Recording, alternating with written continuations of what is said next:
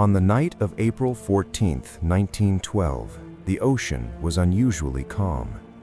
The air was cold enough to cut through wool, and the stars hung so low above the North Atlantic that sailors joked you could almost reach up and touch them. Below decks, more than 2,000 people slept, danced, argued, made love, and dreamed of new beginnings. Above them all, the Titanic moved through the darkness at full speed, chasing a schedule no one had thought to question. At 11:40 in the evening, the ship struck an iceberg. The collision was so gentle that many passengers barely noticed it. Some thought it was nothing at all, a shudder, a scrape, the sound of something dragged along the hull far below. People went back to sleep, children did not wake, and in the first-class smoking room, a card game continued without pause. But deep in the bowels of the ship, the sea was already pouring in. What happened over the next 2 hours and 40 minutes has been told 10,000 times. The lifeboats were not enough. The class divisions of Edwardia's society, so carefully preserved in the ship's architecture of gates and locks and separate staircases, would prove fatal. The rich had easier access to the boats. The poor were slower to reach the decks. The officers fired pistols into the air to hold back the crowd. Women wept for husbands they would never see again. Children clutched at whatever warmth remained. And through all of it, 8 men played music. Their names were Wallace Hartley, John Hume, Georges Crins, Roger Bricout, John Woodward, Percy Taylor, John Clark, and Fred Clark. They were not soldiers, they were not heroes in any conventional sense. They were musicians, professionals, hired by the White Star Line to provide entertainment during the voyage. Their job, in normal circumstances, was to keep wealthy passengers from feeling bored. On the night of April 14th, their job became something else entirely. Wallace Hartley was the band leader. He was 33 years old, born in Lancashire, the son of a chiremaster. He had grown up surrounded by music and faith in equal measure, and those two things had shaped him into something rare, a man who understood that music was not decoration, but medicine, not entertainment, but truth. He had worked on other ships before the Titanic. He had seen the sea in all its moods, and he had told a friend once, half joking, that if he were ever on a sinking ship, he would get his men together and play. He kept that promise. When it became clear that the Titanic was going to sink, truly, finally, irreversibly clear, Hartley assembled his band on the sloping deck. Some accounts say they began in the first-class lounge to calm the passengers. Others say they moved outside as the situation worsened.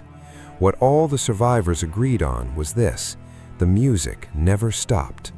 For more than 2 hours, as lifeboats were lowered into the black water, as families were separated and prayers were spoken, and officers struggled to maintain some last semblance of order, those 8 men played. They played waltzes, they played ragtime, they played hymns. One survivor, a woman named Charlotte Collier, remembered hearing them from her lifeboat as she drifted away from the ship. The music carried across the water, thin and clear in the frozen air, growing smaller as the lifeboat moved further from the hull. She said it was the most heartbreaking thing she had ever heard in her life. She also said it was the most comforting. This is the contradiction at the center of the story. The music was heartbreaking because it made the horror beautiful, and beauty in the face of death feels like a kind of cruelty. But it was comforting because it reminded everyone who heard it that they were not alone, that other human beings were present with them in the darkness, that someone had chosen to stand there and offer what little they had. 8 men could not save 2,000 people, but they could be with them, and they were. The last song they played has been disputed for over a century. Some survivors said it was the hymn, "Nearer, My God, to Thee." Others recalled a different hymn, or a waltz, or nothing at all by the end, only silence and the rising water. Hartley himself had once said that "Nearer, My God, to Thee" was his personal favorite, the song he would want played at his own funeral. Whether by coincidence or intention, many of those who survived believed it was the last thing the band played before the deck tilted too steeply to stand on. None of the 8 musicians survived. Their bodies, where they were found, were recovered from the ocean in the days that followed. Wallace Hartley's body was discovered 2 weeks after the sinking, still wearing his uniform.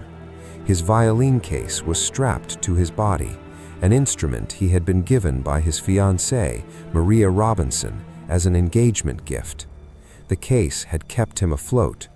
When it was opened, the violin inside was still intact. He was brought home to Colne, the Lancashire town where he had grown up. His funeral was one of the largest the town had ever seen. Thousands of people lined the streets in silence. A choir sang, and over the open grave they played "Nearer, My God, to Thee." There is a question that has never quite gone away more than 100 years later. Why did they do it? No one ordered them to play. There was no military chain of command, no oath of duty, no rule that said musicians must perform as the ship goes down. The band's contract with the White Star Line almost certainly did not cover this particular scenario. They were employees, not soldiers. They could have fought for a place in the lifeboats. They were men, and in the chaotic logic of that night, men who pushed hard enough sometimes survived. They chose not to push. The simplest answer is also the most human one. They played because it was the only thing they knew how to do that might help. They could not plug the holes in the hull. They could not conjure lifeboats from the sea.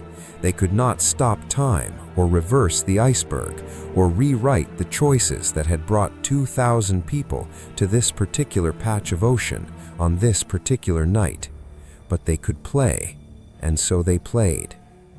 There is a word for what they did, though it is used so often that it has lost some of its weight. The word is dignity.